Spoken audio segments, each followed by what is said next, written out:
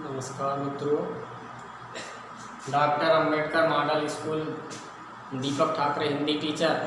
हमने इसके पहले फर्स्ट वीडियो में पढ़े थे बच्चों कि संधि क्या है, संधि की परिभाषा क्या है, संधि के भेद कितने हैं, संधि विच्छेद किस प्रकार होता है, किन शब्दों के बीच में संधि होती है, वर्णों के बीच, और क्या परिवर्तन होता है, संधि के भेद कितने हैं, स्वर संधि के कितने भेद हैं, इसके अंतर्गत हमने पढ़े थे।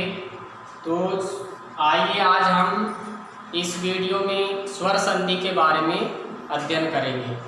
स्वर संधि किसे कहते हैं बच्चों, हमने प्रथम वीडियो में आपको बताया था, फिर भी एक बार हम उसे बता दे रहे हैं। देखिए, स्वर संधि अर्थात स्वर से ही स्पष्ट है, अर्थात स्वर संधि में क्या होगा, आपस में स्वरों का मेल होगा, परिवर्तन होगा, चमत्कार उत्पन्न होगा, जिससे नवीन शब्द बनेगा। क्या बनेगा? नवीन। और विच्छेद किन शब्दों के बीच होगा? प्रथम शब्द के अंतिम वर्ण और द्वितीय शब्द के प्रथम वर्ण के बीच में संधि विच्छेद होगा, और दो वर्ण आपस में मिलकर के एक नवीन वर्ण बनाएंगे, जिससे अर्थ में परिवर्तन हो जाएगा। इसी प्रकार देखिए, स्वर संधि किसे कहते हैं, एक बार हम आपको रिपीट कर दे रहे हैं। दो या दो से अधिक स्वरों के मेल से उत्पन्न विकार या परिवर्तन या चमत्कार को ही हम क्या कहते हैं बच्चों?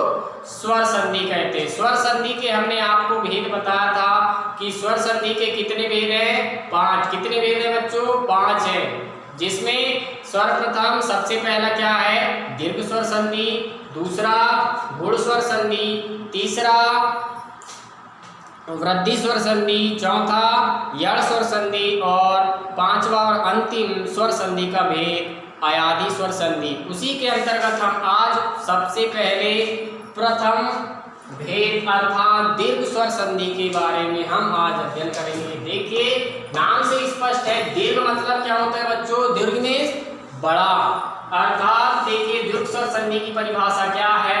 दो समान अर्थात एक सी जाति वाले, क्या लिखा है? ह्रस्व अथवा दीर्घ। ह्रस्व मीन्स क्या होता है बच्चों? छोटा। दीर्घ मीन्स क्या होता है? बड़ा। स्वरों के मिलने पर समान स्वर दीर्घ हो जाता है, अर्थात दो समान स्वर, छोटा हो या बड़ा हो, दोनों जब आपस में मिलेंगे तो आपस में मिलकर ये स्वर क्या होंगे? दीर्घ स्वर हो जाएंगे। अर्थात जैसे छोटा आधन बड़ा मिलेंगे आपस में तो बड़ा हो जाएंगे, बड़ा आधन बराबर में मिलेंगे तो बड़ा बनेगा, छोटा और छोटा मिलकर भी बड़ा ही बनेगा। इस प्रकार जो है हम संधि नियमों के तहत क्या परिवर्तन होता है उसके माध्यम से जो हम देखिए हम आगे बढ़ते हैं। ठीक है, इसमें देखिए बच्चों पहचान, दीर्घ स्वर संधि की पहचान के लिए हम आपको एक शॉर्ट में बता रहे हैं। क्या है? यहाँ स्वरों में देखिए हिंदी में 11 स्वर होते हैं, आपको मालूम है बच्चों कितने होते हैं? 11। और व्यंजन कितने होते हैं? 33। इस प्रकार कितने हो गए? 11 और 33 46। कुल कितने वर्ण होते हैं? 46। परंतु संस्कृत में स्वरों की संख्या कितनी होती है? 13। कितनी होती है बच्चों? 13। इसमें क्या परिवर्तन हो जाता है, क्या बढ़ जाते हैं? देखिए कौन से वर्ण?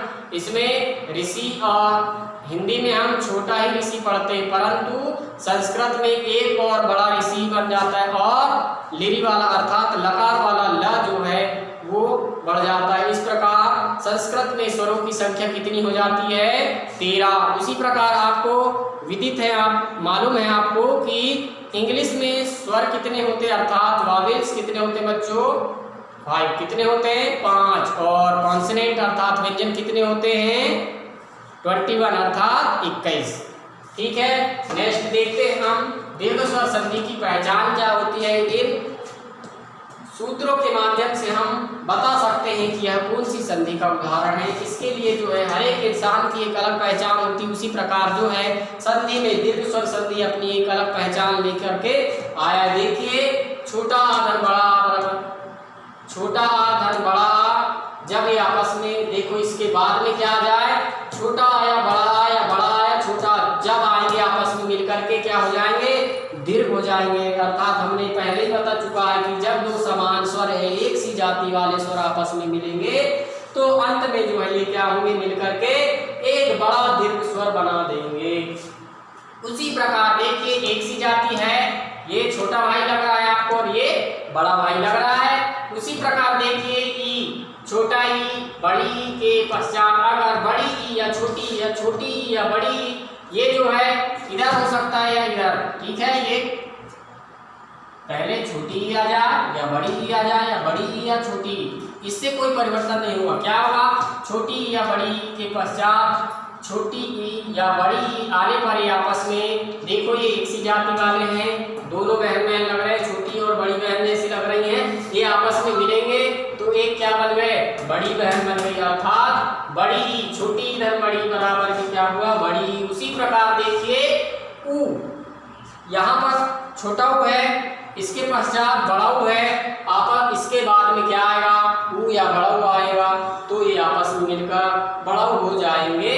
उसी प्रकार देखिए ऋषि, छोटा ऋषि या बड़ा ऋषि आए या बड़ा ऋषि या छोटा है तो आपस में मिलकर के क्या हो जाएंगे, ऋषि। अर्थात आपको शॉर्ट में बताने का आशय हमारा यही है कि दीर्घ स्वर संधि में क्या होता है, जब दो समान स्वर आपस में मिलकर के अर्थात एक सी जाति वाले स्वर आए तो आपस में मिलकर के क्या हो जाते, दीर्घ हो जाते। यही मुख्य विशेषता दीर्घ स्वर संधि की है। देखिए जैसे दीर्घ स्वर संधि के अंतर्गत हम देखते हैं आगे नेक्स्ट,